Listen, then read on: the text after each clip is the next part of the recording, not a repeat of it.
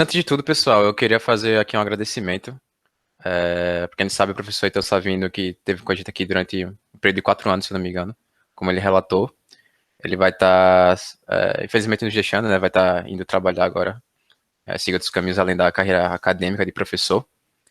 E ele foi um professor que ele fez bastante pelo bloco, ajudou bastante o pessoal do I3E, como ele até relatou no e-mail dele, para quem ainda é aluno aqui e tem acesso.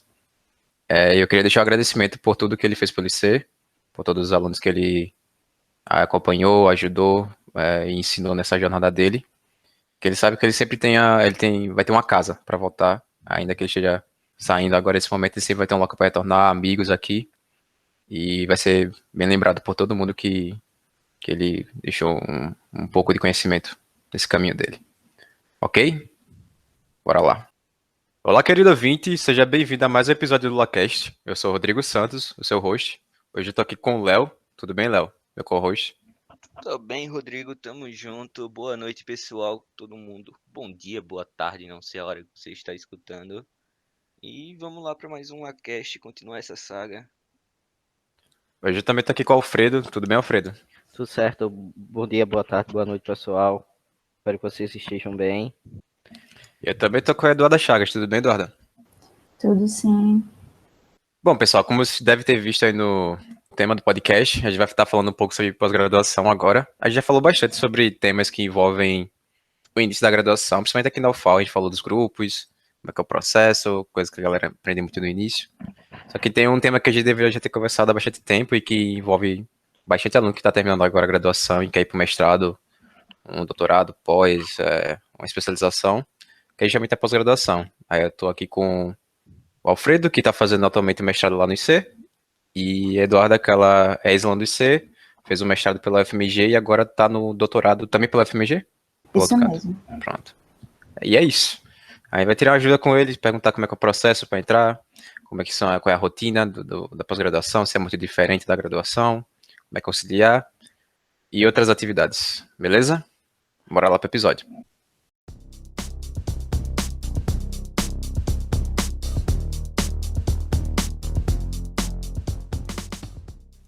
Bom, iniciando aqui o bloco 1, a gente vai perguntar informações sobre os participantes, que são vocês. Queria aqui perguntar já qual é a área de pesquisa de cada um.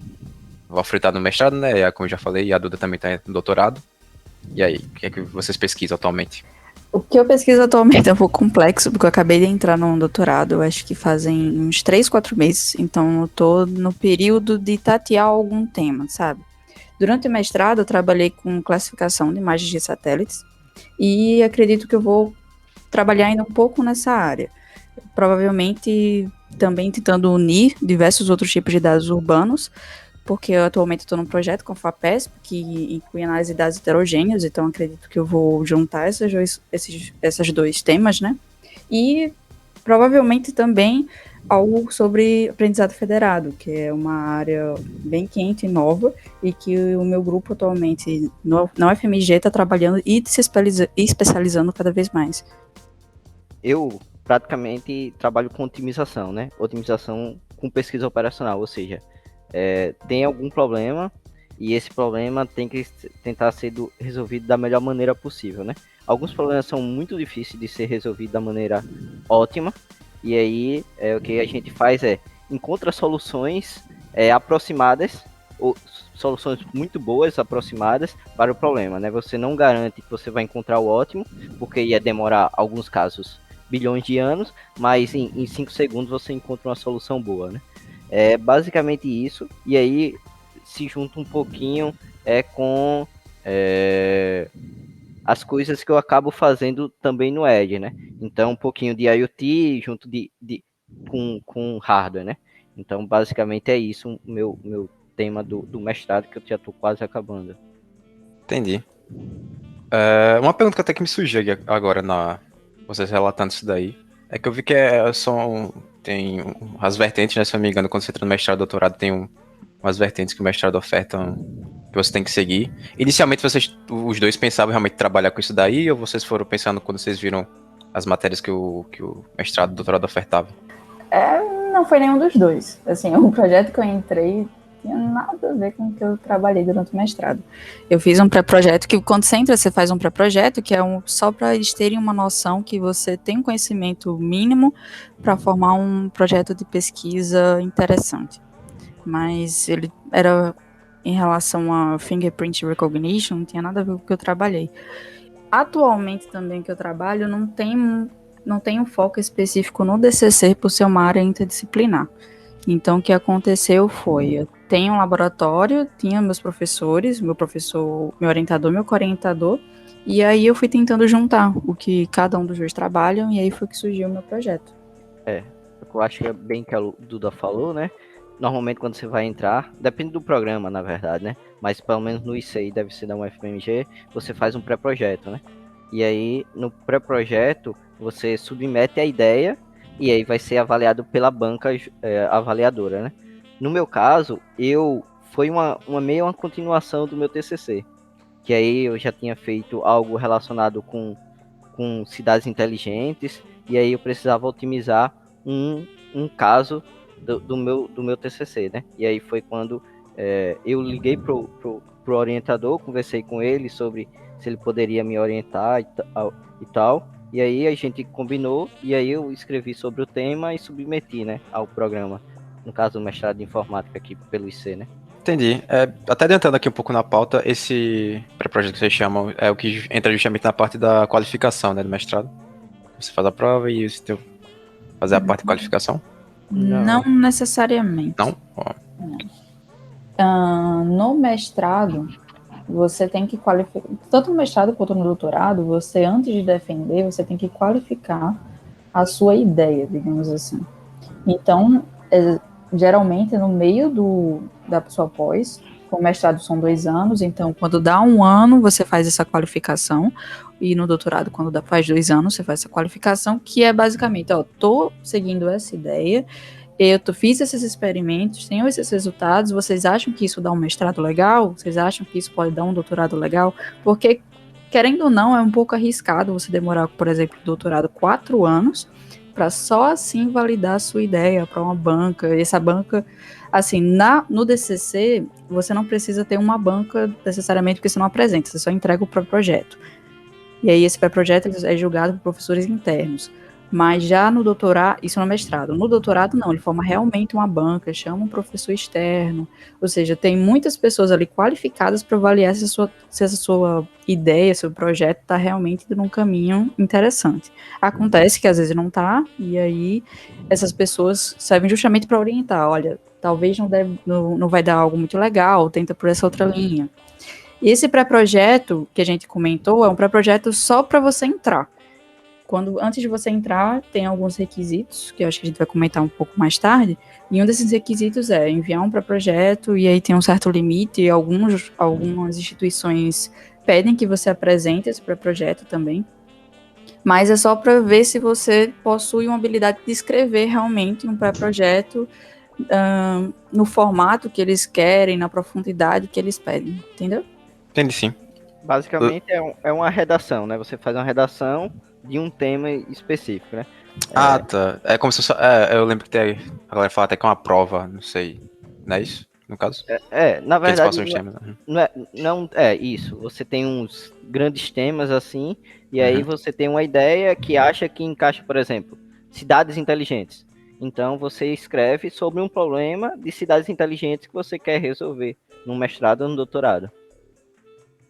Entendi. Agora sim, beleza.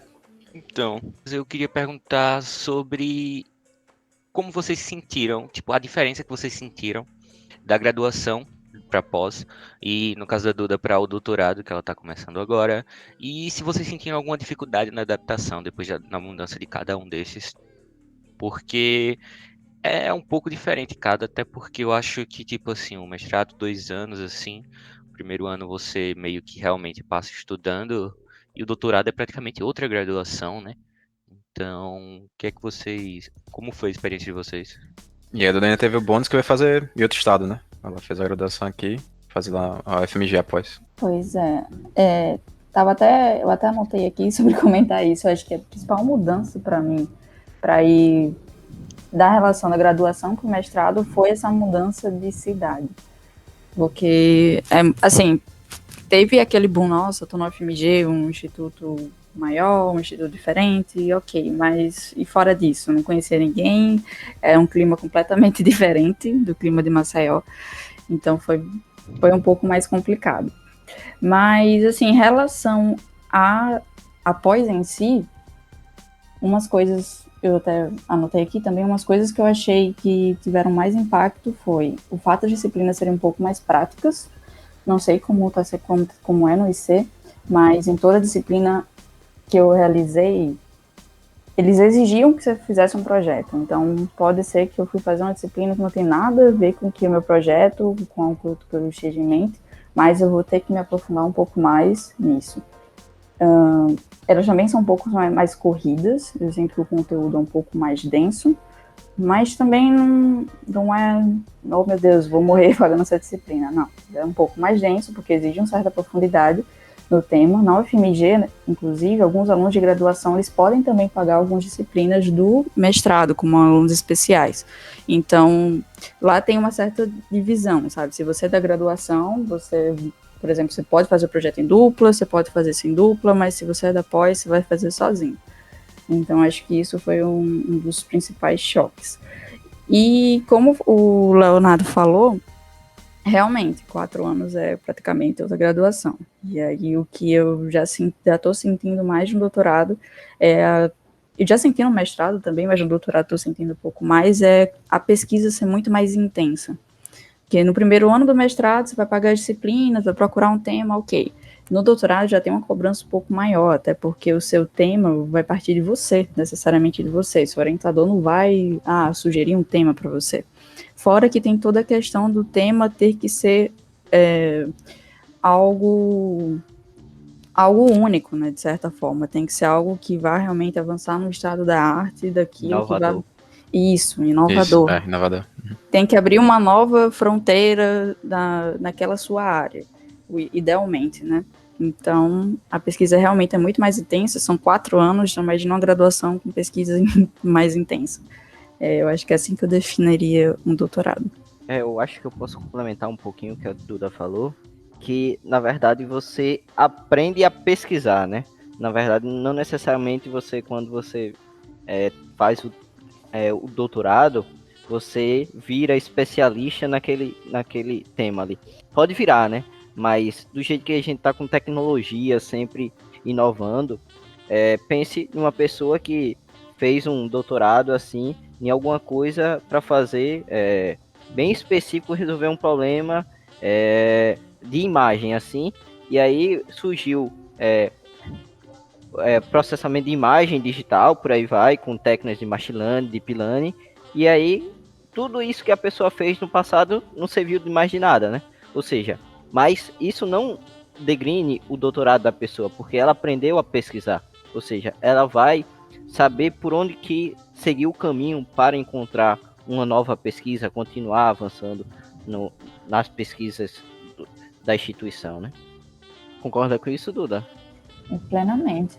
Assim, no mestrado eu acho que essa questão de especialização talvez seja um pouco melhor, defina um pouco melhor. Porque no mestrado você tem 2 anos, você vai pegar um tema e vai tentar desenvolver sozinho.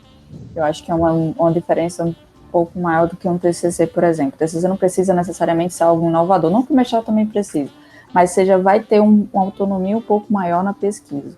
No doutorado, não. Você vai ter que aprender não só a resolver o seu problema, mas como procurar um problema, como saber se ele é relevante, como saber se ele pode ter desdobramentos ou não, se ele é publicável, tempo hábil de publicação, porque você também tem, na UFMG, você tem, necessariamente no doutorado, você tem que publicar uma conferência e um journal que seja Então, você tem que ver se esse paper ele vai ser aceito no tempo hábil, por exemplo, porque existem áreas como, por exemplo, teoria, que eu vejo professores reclamando que o tempo realmente da publicação de um aceito demora às vezes anos. Então, você tem que aprender tudo isso em mente sozinho, digamos assim. Não que o orientador vai largar você, mas é porque é realmente esse o objetivo do doutorado. Sem contar que normalmente o orientador não tem somente você como orientando, né? Tem mais alguns. Exatamente. O chefe do meu laboratório, eu acho que ele tem cerca de 20 doutorandos. Não tem realmente como, né? Beleza. Ótimo. Bom, continuando aqui, eu queria saber como é que é o ritmo de estudo de vocês. Vocês já relataram um pouco aí, que é um pouco mais denso, tem essa diferença. A Duda falou que tem que fazer projeto do mestrado, por exemplo. Mas queria saber realmente como é que vocês fazem, como é que vocês organizam sua rotina, o que é que vocês priorizam e etc. Resumindo, o meu eu não tenho ritmo de estudo, não. O que tiver mais importância aparece na frente, eu tô fazendo. Seja as coisas do ED, do mestrado, o que tiver com deadline mais curto, eu vou fazendo. E aí me viro nos 30 pra fazer, né? Eu não sei como que é a Duda, eu acho que... Deu certo? Quem nunca? Então, eu acho que algo que me ajudou, não no ritmo de estudos, mas na minha organização de estudos, é realmente encarar a pesquisa como um trabalho. Então, é imaginar que você está no trabalho, esse trabalho você tem 6, 8 horas, enfim, e encarar isso como trabalho, realmente. Então, seja para estudar para uma prova, seja para escrever aquele artigo, seja alguma coisa, eu tenho o meu horário, sei lá, acordo 8 horas, meio-dia paro, sabe? Então, isso me ajudou bastante a encarar esse ritmo. Como eu falei, as disciplinas realmente elas não são tão difíceis, mas exigem um pouco mais de você do que algumas disciplinas de graduação. Exigem uma certa... que você se envolva mais, sabe? Então... maturidade, né? Acadêmica, eu diria. Acho que sim. Acho que foi uma definição. Só complementando assim, eu acho que eu tô terminando o mestrado, mas até agora eu acho que eu ainda não aprendi a estudar. É até uma coisa que eu tenho que me policiar. E aí eu vou entrar no doutorado e tem que aprender a estudar, tem que aprender a estudar. Eu acho que tem uma base boa de por onde seguir as coisas e tal, mas eu acho que eu não fiz uma coisa do meu perfil, qual é o meu melhor rendimento, né? Eu não sei se a Duda fez isso, eu não sei se vocês fazem isso, mas eu vou, o que tá aparecendo, eu vou fazendo. Eu vou muito por emoção também. Eu acho que se eu tô num projeto que eu tô gostando muito, misericórdia, eu posso virar à noite que eu não ligo realmente. Então, isso eu acho que é algo que eu tenho que me policiar um pouco mais, que eu não consigo, às vezes, se eu tô muito envolvida naquele projeto, eu não consigo, às vezes, dividir muito bem o tempo, sabe? Mas é isso mesmo, você tem que aprender a estudar. Quando você acha que achou um ritmo legal, uma técnica legal, aí geralmente acontecem umas coisas loucas, tipo pandemia, né, por exemplo, e aí acaba com todo o seu planejamento. Puxando um pouco mais pro meu caso aqui na graduação, eu também levo um pouco isso na emoção. Às vezes eu entro no período, tem uma matéria que eu sei que provavelmente eu vou gastar muito, eu já tenho conhecimento sobre ela e às vezes eu perco a noção do tempo. Eu vou estudando ela, vou estudando. Quando eu olho, tem prova ou trabalho pra entregar de outra que eu não tô tão animado e eu fico só... Ou às vezes até o mesmo PIBIC, que às vezes vem com a demanda um pouco alta e querendo ou não, o PIBIC tá me dando pagar minha bolsa, eu tenho que entregar as coisas no prazo correto. Às vezes ele puxa um pouco mais da demanda mesmo, porque é necessário. Acho que isso acontece em todos os níveis, né? Tanto na graduação, quanto no mestrado, quanto no doutorado. Realmente. E para complementar já o que a gente tá falando agora, eu queria também saber um pouco sobre, como a Duda falou, ela vê o doutorado, no caso agora, como um trabalho, mas vocês não tem só o doutorado, sabe? Tem, por exemplo, o Alfredo mesmo tem o Ed, eu não sei se a Duda tem o trabalho dela e tal. Eu queria saber, então vocês, mais ou menos, vocês têm 2 trabalhos ao mesmo tempo e tem que conciliar tudo isso, como essa conciliação, 8 horas de um, 8 horas de outro, aí vocês não têm tempo para dormir, como é tudo isso também, né? É doido. Eu me sinto Július. Eu tenho 2 empregos. Meu marido minha esposa tem 2 empregos. Minha mulher tem 2 empregos e a mulher sou eu mesmo.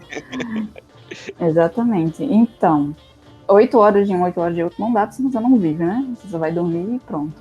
Mas, assim, é uma mistura do que o Alfredo falou com a mistura do que eu falei, sabe? Não tem realmente como você garantir que você vai estudar, sei lá, 4, 6 horas por dia, todo dia, porque vai ter hora que vai ter. O próprio Rodrigo falou, tem hora que a pesquisa vai puxar mais, tem hora que você tá cheio de prova, tem hora que você tá cheio de coisa. Por exemplo, tô trabalhando com uma startup, então vai ter hora que vai ter o pipeline cheio, então como é que você vai juntar tudo isso, né? É complicado, eu acho que é muito mais a questão de você se organizar, sabe? Você sabe que você tem seus prazos, para quando são seus prazos, e tentar focar nisso. E tentar encarar com maturidade e realmente com foco e organização, porque senão embola tudo e aí não sai nada. É como a vida, né? Tudo tem seu nível de prioridade. É, se você dá mais prioridade a isso, se você precisa dar mais prioridade a isso, você com certeza vai ter que dar um tempinho a mais a isso e assim vai as coisas, né? Exatamente, sabe? Se eu focasse apenas na pesquisa, eu teria mais tempo, obviamente, mas como o meu foco agora era realmente tentar aplicar o meu conhecimento, tentar ter uma experiência diferente, então eu vou ter que abrir mão de algumas coisas. E assim, é um pouco complexo, mas super possível, principalmente agora que as bolsas estão, né? Muitas bolsas foram cortadas, está cada vez mais difícil ter bolsa. Então, você tem que fazer um freela ali, um freela lá, e é complicado, realmente. E às vezes, quando você tem bolsa, né? Às vezes você nem tem bolsa. Então, lá no DCC mesmo, eu acredito que se 50%, assim, eu acho que não é nem um número alto, mas chutando assim, 50% trabalho.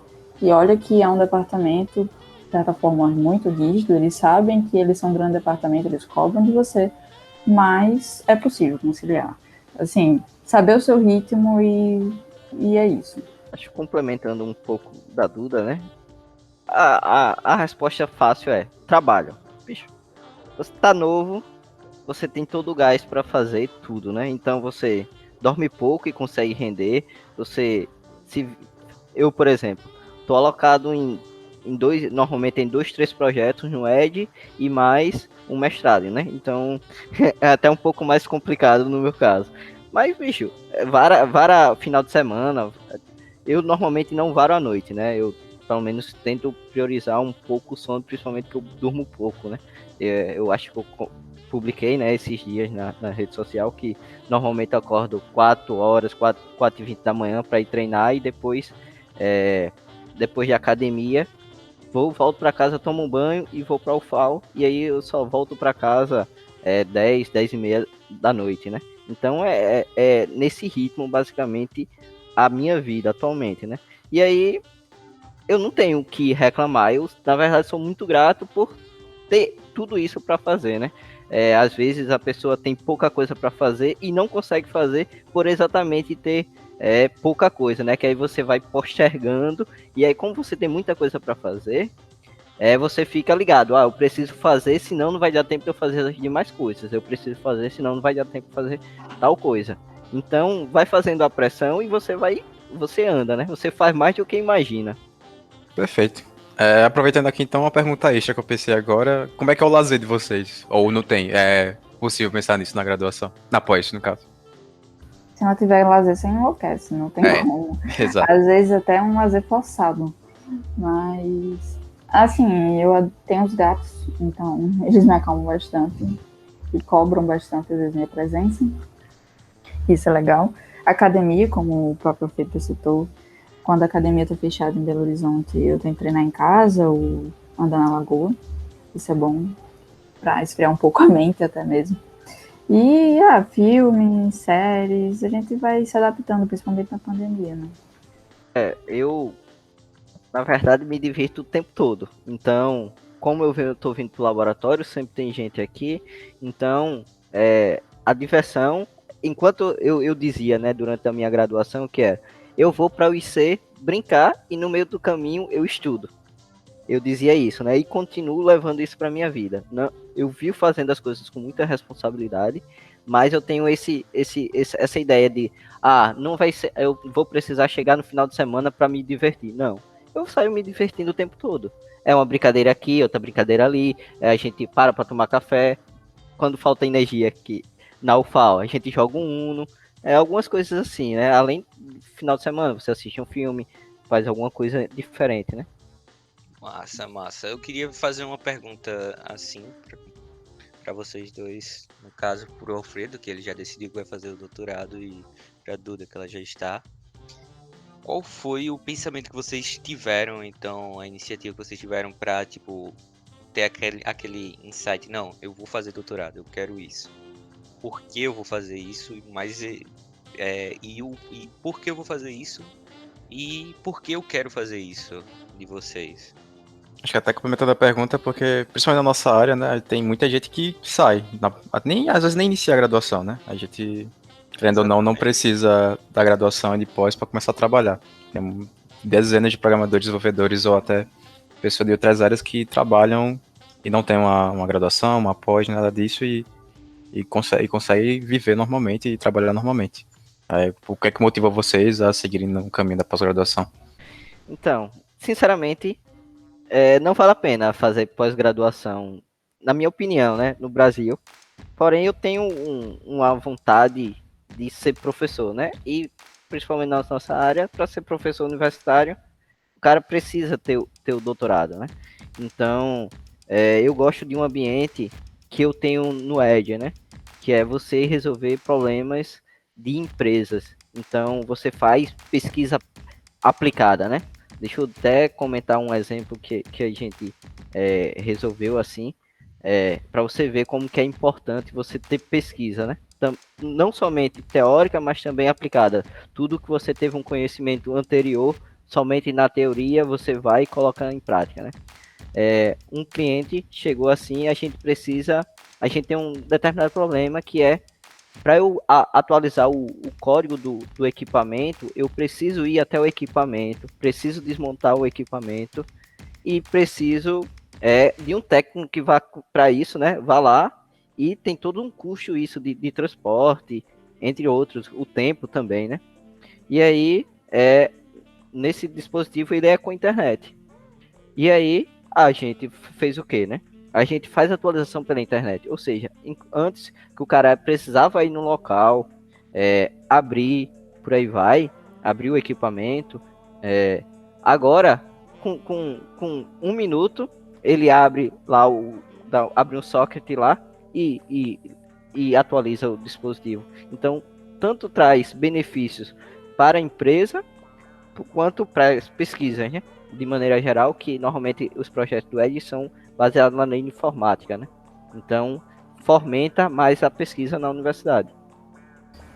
Como o Alfredo falou, assim, realmente não vale muito a pena você fazer doutorado apenas pelo doutorado, sabe? Principalmente, assim, focando no cenário atual Brasil 2021. Mas, atualmente me questiono todo dia por quê? Me questiono. Mas eu acho que a minha maior prova de amor ao que eu gosto, ao que eu faço atualmente, que eu acho que eu amo, embora duvide às vezes, é realmente ter entrado no doutorado, principalmente no período de pandemia e IAD, remoto. Tendo todos os problemas de foco, tendo todos os problemas que o IAD proporciona. Mas, assim, quando eu entrei na UFAL, eu não sabia quase nada de computação, eu não sabia nada realmente, mas eu entrei mesmo com foco de, eu quero ser cientista. Aí, quando eu conheci o meu atual orientador, que foi meu orientador na graduação, o Alejandro, aí pronto, sabe? Eu acho que minha paixão sobre ser cientista, fazer pesquisa, só aumentou, triplicou, foi exponencial. E, assim, realmente eu não sei o que eu quero ser na minha vida. Eu tinha algo muito bem definido também em ser professora, mas com os rumos que as coisas estão tomando atualmente, não sei se eu realmente quero ir para a academia ou se eu quero fazer a pesquisa aplicada em alguma grande empresa. Mas eu acho que é exatamente isso, sabe? Sobre tentar aprender a fazer ciência e colaborar, nem que seja uma migalhinha assim todo dia. Eu acho que enumerando um pouco o que a Duda falou, né? Por exemplo, você quando bora lá pensar, você faz 4, 5 anos de graduação, mais 2 anos de mestrado, mais 4, às vezes 5 anos de doutorado, e aí você passa para ser professor universitário, você ganha o quê? Tá ganhando 10 mil reais, e olhe lá. Então, é uma coisa que olhando perspectiva brasileira, né, é um salário razoavelmente diferente, né, de um salário mínimo, 10 vezes maior. Mas, na prática, você desperdiçou ou investiu muito tempo da sua vida para fazer uma diferença, né? E você não está recebendo esse retorno, né? Pelo menos não financeiramente. Então, não é somente financeiro, né? Que aí, a cada momento, tem não somente governo, mas também sociedade e até os alunos não têm um respeito assim pelo estudo, né? Pela pesquisa e por aí vai. E aí, inevitavelmente, se nem os próprios alunos têm, alguns, né? Aí a gente fica acabando se desvalorizando, né? Ou acontecendo qualquer outra coisa.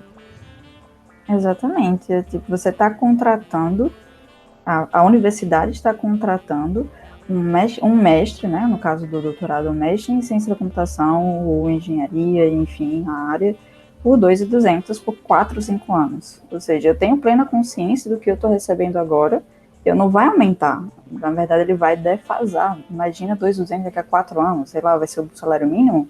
Não sei. Então, realmente, como o Alfredo falou, não é que você está gastando, você está investindo, que é um salário de professor, é um salário relativamente alto na sociedade. Não sei se vai continuar alto daqui a 4, 5 anos, né? E tem que ter realmente muito amor e muito foco, eu acredito. Porque 4, 5 anos não é brincadeira, não.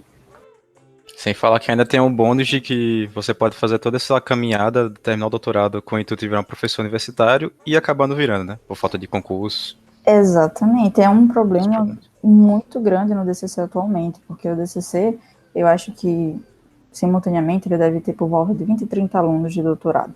Então, eu estava conversando com a secretária, que é responsável das bolsas, por exemplo, e a gente está com déficit de bolsas, porque todo final do ano, há uns 2, 3 anos atrás, saíam 4, 5 alunos de doutorado porque passavam nos concursos. E agora não tem concurso. Então, eles estão preferindo manter com a bolsa até arrumar um pós-doc ou alguma coisa enquanto tem algum concurso, né? Porque tá complexo. Eu vejo muito maus olhos isso, né? Que aí, claro que você tem a insegurança de você não receber nada, mas o cara fica também, né, mantendo ali a bolsa porque tá esperando, estudando para fazer concurso, né? E aí, no cenário atual, você acaba, alguém que quer entrar, acaba ficando sem bolsa porque tem um cara que tá segurando para fazer o concurso, né? Então tem tudo isso, mas tem um medo, né? Ah, eu vou ficar eu estudei tanto, vou ficar sem receber nada por isso, tal. E eu também acho que, de certa forma, com o aumento, né, do que a pessoa considera professor universitário, e aí com toda, bora colocar antigamente, toda a estabilidade, todo o prestígio e por aí vai, era muito favorável que o cara passasse todo o tempo, né, da graduação, mestrado, doutorado, ali ganhando a bolsa o mínimo possível, não, bora colocar assim, trabalhando só nisso. Hoje, na minha concepção, não mudou, né? Acho que principalmente com a pandemia mudou, né? Essa mentalidade que é para você passar você fazer o que você propôs ser feito no mestrado, no doutorado, resolver o problema e tentar encontrar alguma empresa ou passar num concurso que que você resolva os problemas, né? E aí ganhar o salário, por aí vai. E aí também tem a questão de, eu estudei tanto, tenho que merecer um salário adequado para isso, né? Eu acredito que no Brasil esteja mudando, tem empresas que estão começando a enxergar que é necessário ter doutor nelas, em empresas, indústrias. Por aí, o Heitor acabou de sair para uma empresa, saiu de lecionar, né? Tem a Log, que também eu já escutei que teve professores da UFMG que foram contratados pela Log. Então eu acho que está mudando isso, né? Então, o ambiente não é somente você fazer um doutorado para ir para a academia, né? Você pode fazer pesquisa aplicada. Tranquilo.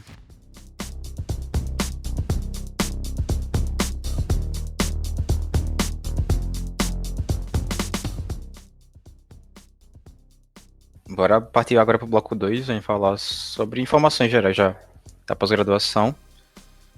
Começando aqui com a primeira pergunta, a gente já falou um pouco no início do episódio, mas eu queria que vocês relatassem se tem mais outros processos ou algo parecido, que é justamente o procedimento de entrar na no mestrado e no doutorado. E cada faculdade tem o seu processo, que tem algum procedimento geral também, que todo mundo tem que fazer. Como é que é feito isso? Varia muito, né, de processo para processo, de instituição para instituição. Por exemplo, no próprio IC, eu acho que mudou faz pouco tempo. Antes era necessário você fazer o pós-comp. Hoje já não é contável, já não conta mais, né? Então, e agora você tem que fazer o pré-projeto, que antes era uma coisa que não tinha. Como a Duda falou, né?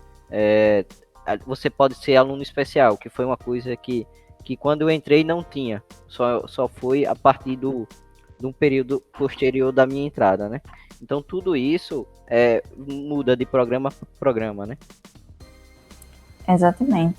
No DCC, tem um certo formato, né, no modo presencial, e tem agora um novo formato remotamente. Mas basicamente era prova, e aí entrava o pós-comp. Teve um ano que foi presencial, exatamente um ano que eu fui fazer, que era presencial, um pré-projeto e uma análise de currículo. Atualmente é apenas esses últimos dois, o pré-projeto e currículo. Então, o que é que eles olham no seu currículo? Primeiro, o seu histórico analítico. Não precisa se preocupar porque perdi tal matéria. Eles não olham isso. Eles apenas olham as notas que você obteve nas disciplinas que você passou. Então, fazem também uma certa média ponderada dessas disciplinas com base na carga horária delas. Olham, por exemplo, se você já fez estágio, fez onde, o que é que você trabalhou nesse estágio, o que é que você era responsável, você foi monitor de alguma disciplina, você organizou algum evento alguma vez, você fez PIBIC, você já sabe fazer pesquisa, assim, não saber fazer pesquisa é algo muito complexo, mas você já teve alguma interação com pesquisa, se você já teve alguma interação com alguma indústria, se você já trabalhou, então tudo isso conta muito. Algo que assim, se eu pudesse dar um conselho para alguém que vai tentar um mestrado, um doutorado, foca no inglês, que não sei no IC, mas no DCC é algo tecnicamente obrigatório, você não necessariamente precisa entrar sabendo inglês, mas você tem um prazo de 1 ano para fornecer um certificado. E o segundo tente o máximo de experiências possíveis, seja trabalhando, seja com estágio, seja até organizando um evento que vai ter no IC, por exemplo, isso já conta no seu currículo e já vão olhar isso com outros olhos. Eu acho que, resumindo o que a Duda falou, viver a universidade, né? Não é você só assistir aula, né? Eu acho que resume bem uma vida de universitário, pelo menos na minha concepção, né? De que, eu vou fazer a universidade e vou fazer da melhor maneira possível, né? E aí, vai falar, Duda? Pode falar.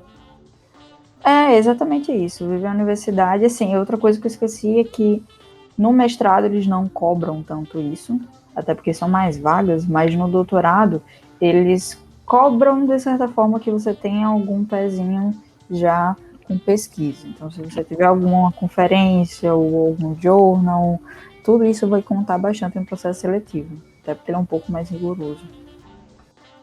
Isso, basicamente, ver, por exemplo, eu fui monitor, eu me formei com 11 períodos, né? Então, pelo menos na avaliação do programa da UFAO, eu pontuei o máximo na questão de monitoria, que eu fui monitor por 10 períodos, e isso me fez alavancar, né? Eu acho que tem alguma coisa semelhante também, lá como a Duda falou no DCC, né? Então, se você quer isso para sua carreira, né? Você sabe que você não pode somente assistir a aula. Você vai ter que fazer um PIBIC, PIBIT e ser monitor, por aí vai. Vai ficando mais fácil o caminho, né? Para conseguir passar. Também pode ser trabalho, também conta trabalho. Isso, é algo que eu só lembrei, eu estava conversando com um colega meu, e ele não conseguiu ter muitas experiências recentemente, ao longo, né, da graduação, e ele perguntou, nossa, e agora? Será que eu consigo o mestrado? Assim, mestrado, galera, você não necessariamente precisa já estar pronto, sabe? Eles têm plena consciência que você acabou de sair de uma graduação. Então, sim, é muito legal, como o Fredo falou, ele foi monitor 10 períodos, então alavancou, teve uma nota alta e tal. Mas se eu não fui monitor surgiu agora do nada uma grande vontade de fazer mestrado, eu vou conseguir? Vai. Algo que eu sugiro tenta fazer um TCC já na linha de algo que você goste e fala com seu orientador, olha, eu tenho o desejo de fazer mestrado.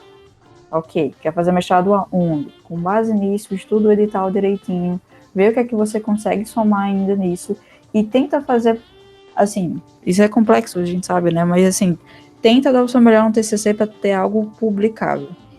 Então, assim, até nos 45 do segundo tempo tem chances de ter um currículo legal. Entendi, perfeito. Sem falar que no meio do caminho também tem outros pontos, né? Acho que como eu falei, cada faculdade tem um pré-requisito, é bom a galera se inteirar do que é que eles cobram pra você conseguir um mestrado lá. Até, como a gente falou, desde PIBIC a publicação em conferência, publicação em journal, quanto tempo de PIBIC e outras atividades. Até se participou do diretório acadêmico, por exemplo. Acho que tudo isso conta mesmo. Só pra ter uma ideia, viu, Rodrigo? Não é normal você entrar no mestrado já publicou, né? Já tenha publicado. Uhum. Ou seja, você não tem nenhuma publicação, isso é uma coisa normal, né? De se acontecer. Então você vai começar a fazer pesquisa, né? No mestrado e depois no doutorado, né? Então tem que mudar um pouquinho essa chave, né? Do que a gente acha, para eu entrar no mestrado eu já preciso ser muito bom. Não. Uhum. Dá pra entrar, dá pra se formar muito tranquilamente. Entendi. Perfeito. Então, vocês poderiam relatar as etapas de uma pós-graduação e do doutorado, pela Duda também. Porque no mestrado temos período de matrícula, prova, qualificação, no mestrado outras atividades, como já falamos aqui. E até o seu término, né? Então, dizer a experiência que eu tive aqui no IC, né? Antes, eu acredito que foi reformulado, né? Agora você tem que... você entra, né, no mestrado, você tem que pagar, pelo menos são 24 créditos, aí normalmente cada disciplina são 4 créditos, ou seja, você tem que pagar 6 disciplinas durante o período, né, do mestrado. Fora isso, você tem que fazer a qualificação da sua ideia, e aí antes eu acho que você poderia qualificar até com 1 ano e meio. Atualmente, se eu não estou me enganado, você tem que qualificar em 13 meses, né? Então, você passa 1 ano fazendo as disciplinas, normalmente fazendo as disciplinas, que normalmente você paga 3 disciplinas em cada período, e depois, em tese, nesse caminho que você está trilhando, você já tem que fazer sua pesquisa e já dizer, minha ideia é essa, é viável? Aí, lá na avaliação, eu vou dizer, não é ou não é, como a Duda já falou, e dizer o que é que a pessoa precisa fazer até fazer a defesa, né? Aí você teria mais quase 1 ano para fazer a defesa. Aí, eu acredito que seja bem semelhante no doutorado, só que aí com outros prazos, né? Mas a Duda aí pode... Isso, é algo bem semelhante. A questão de crédito varia muito de instituto para instituto que eles interpretam como crédito, né? Por exemplo, no doutorado são exigidos 36 créditos de disciplinas e 4 créditos em relação ao estágio de docência. Ou seja, no mestrado a gente paga algumas disciplinas, se não me engano são 24 créditos no mestrado, e aí isso corresponde a, eu acho que umas 6 disciplinas, e um estágio de docência. O que é um estágio de docência? Você auxiliar o professor em algumas atividades, não necessariamente dando aula, embora tenha mudado inclusive o regulamento até um dia desses, mas coordenando trabalho, auxiliando na formação das aulas e ajudando no dia a dia realmente.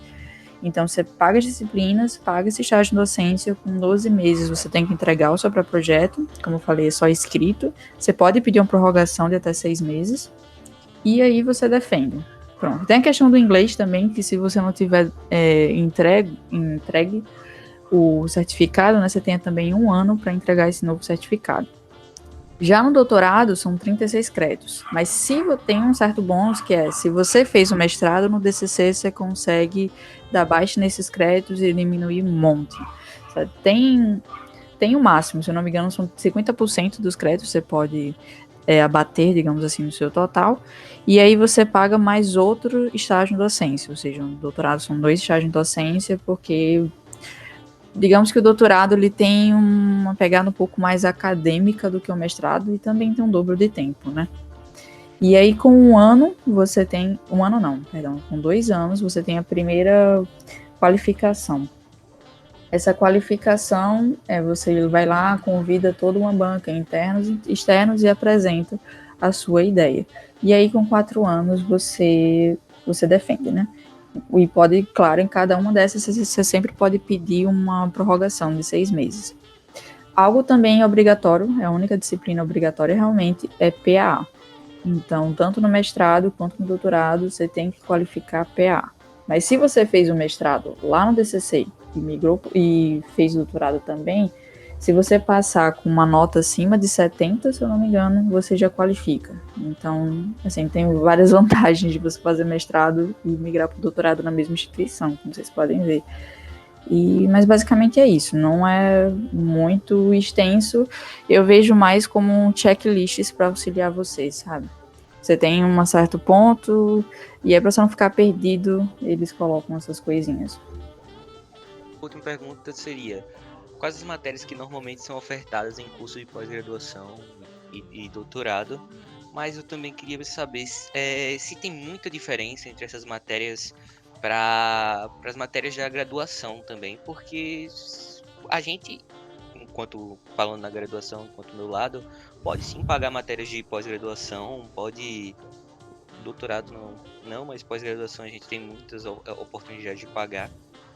E como é isso para vocês? Tipo, quais são ofertadas? Se é muito diferente? Se é mais difícil, mais fácil? A Duda já falou um pouco se é que não é mais difícil, mas que você precisa ter mais um pouco de foco nelas. Mas queria saber mais sobre. Só complementando também a pedrinho Alfredo, eu coloquei essa pergunta porque eu lembro que até no período passado, acho que foi no PLE, na verdade, que eu e o Léo a gente pagou teoria dos grafos, tinha aluno do mestrado pagando com a gente. A mesma disciplina, né, o aluno do mestrado do IC, a mesma disciplina sendo ofertada lá com o professor Rian. E eu também via o conceito que a galera via, sei lá, banco de dados no SQL lá no mestrado. Sendo que a gente vinha por cima também na graduação, pagando lá banco de dados 1 ou 2. Todos esses conceitos. Ciência de dados também, machine learning, tudo isso eu ficava. Provavelmente é um pouco mais denso, mas realmente o quão diferente é e quais matérias se repetem, tipo, da graduação até o doutorado, por exemplo. Então, Rodrigo e Léo, eu acho que depende muito da vertente do curso, né? Por exemplo, aqui a gente tem, como você falou, né, o Rian com grafos, com PAA, nessa vertente de otimização também, junto. E aí você tem outros professores que gostam de IA, Machine Learning. Aí você tem o Aidan, você tem o Vieira, e outros professores que gostam disso, e medicina, que aí tem o Marcelo e o Aidan também, né? Então varia do que o Instituto tem a oferecer como estrutura de pessoal, né? De RH. Então, por exemplo, a gente quase não tem matérias no mestrado de redes, né? Então, isso varia de acordo com o programa. Nesse ponto, já você falou, né, que paga junto. Você tem duas vantagens, né? Eu acho que a Duda falou lá na UFMG, DCC, que se você paga a disciplina e tem uma nota superior a 70%, você não precisa pagar no doutorado. Então, você meio que você pode entrar como aluno especial já para você garantir que o aluno, como que eu posso falar, já siga esse caminho, né? Esse reaproveitamento. Isso, porque aí você não precisa se preocupar com disciplina, você se preocupa com a pesquisa. Então, já é um meio que você faz para se dedicar mais à pesquisa, ou seja, fazer mais publicação e escrever mais, que é mais a ideia do mestrado e doutorado, do que propriamente você pagar disciplinas, né? Isso, porque as disciplinas elas servem mais para te dar uma certa base teórica para pesquisa, né? Então, é só um meio para chegar no fim. E para o instituto, para o departamento, enfim, é muito mais vantajoso que você passe, por exemplo, um doutorado, que são 4 anos. Em vez de você ficar 2 anos na sala de aula, você reaproveitar essas disciplinas que foram no mesmo departamento, muitas vezes, e passar 3 anos focado naquilo, gerando publicação, fazendo realmente assim, o objetivo do doutorado, né? Que seria pesquisar. Como o Alfredo falou, isso varia muito de programa para programa. Aqui tem um leque enorme de disciplinas, mas acredito que seja em relação ao número de professores que nós temos no programa de pós-graduação. Se eu não me engano, são mais de 50 doutores PQs, ou se não for 50, é um número muito próximo. Então tem gente de muita área. E em relação às disciplinas, existem disciplinas tanto que podem ser permitidas como disciplinas isoladas, ou seja, pessoas externas ao FMG podem fazer, e existem disciplinas que são exclusivamente para pós. Então, existe essa diferença, porque realmente você não consegue pegar essa disciplina se você não for matriculado na pós da UFMG. Mas o que é que eu vejo de muita de diferença é que elas são muito mais específicas. Como eu falei, tem muitos doutores na UFMG, tem muitos professores focados na pós-graduação, então tem desde uma matéria muito específica em compiladores até uma disciplina de redes e sistemas distribuídos. Atualmente, por exemplo, eu estou pagando disciplina de Cybersecurity e Data Science, ou seja, não só ciência de dados, mas ciência de dados aplicados à cibersegurança, que tem uma interseção com redes, que tem uma interseção com sistemas distribuídos. Então, você possui uma especificidade um pouco maior.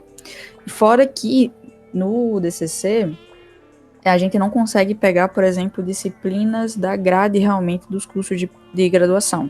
Então, um aluno de graduação, ele consegue ter acesso a algumas dessas disciplinas, mas elas são apenas ofertadas como eletivas. Então, banco de dados, por exemplo, eu não consigo me matricular, eu posso até pagar como isolada, enfim, mas não são debitados créditos. Entendeu? Eu acho que a Duda quer falar também tem a questão do recurso humano, né? Então, como isso aí tem uma quantidade de professor limitada, então, por exemplo, você falou grafos, né? Então, é viável você... A disciplina é, na verdade, ofertada para as duas, né? Tanto para, no caso, para ciência e engenharia, tanto para o mestrado, né? Aí, eu acho que varia um pouco como que o professor vai cobrar, né? Ele pode fazer uma avaliação de maneira diferente. Isso, exatamente. Se eu não me engano, tem uma certa regrinha lá, que todo professor da pós tem que ofertar uma disciplina a cada X semestres.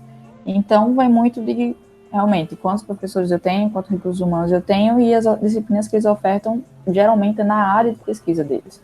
Então, se eu tenho mais professores de redes, eu vou ter mais disciplina de redes. Se eu tenho mais professores com machine learning, por exemplo, que é um assunto está em alta, até mesmo pessoas de outras áreas estão tentando juntar, por ser um tema interdisciplinar, então vou ter muita disciplina focada com isso.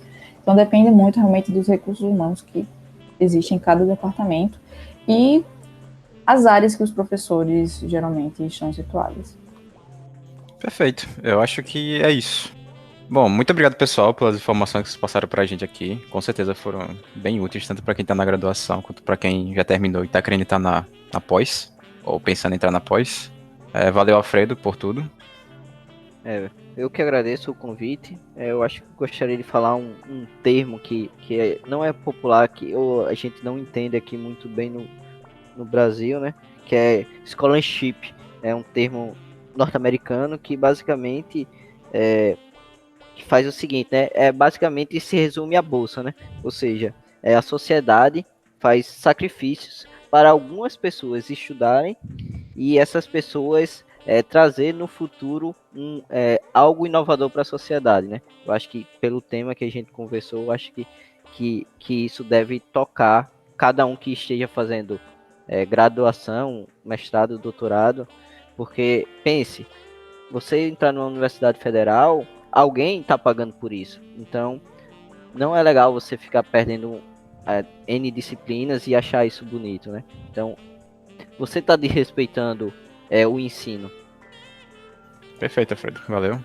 Obrigado, Eduarda, por estar aqui com a gente hoje. Obrigada a vocês, agradeço demais o convite e espero ter ajudado, nem que seja alguém com alguma informação. E sintam-se livres, podem me encontrar por e-mail, podem me mandar e-mail, ou, enfim, alguma rede social e eu vou ficar muito feliz em poder ajudar. Obrigado de novo. Obrigado, Léo, por estar aqui comigo hoje, como co-host. De nada, meu amor. Estou sempre aqui, você sabe disso. E muito obrigado a todos que estão escutando esse podcast lindo. Que a gente tanto ama. E obrigado a você, querido ouvinte. Como vocês perceberam, o Laquest tinha dado uma pausa justamente pro final de período. A gente tá voltando agora. A gravação tá agora no dia 18/6, mas a gente tá voltando agora provavelmente no início de julho, final de junho. E já com esse tema, eu espero que vocês tenham gostado do episódio. Continue se cuidando, a gente ainda tá na pandemia e, porém, com fé, logo logo vai estar saindo dessa situação, e já que tá tendo vacinação, ainda que no ritmo meio lento, tá tendo vacinação. Espero logo logo estar encontrando todos vocês no FAO, encontrando vocês no IC, e como o próprio Pedro falou, brincando e estudando no meio do caminho com todo mundo. E é isso. Muito obrigado por terem ouvido o episódio. Continue se cuidando. Até a próxima.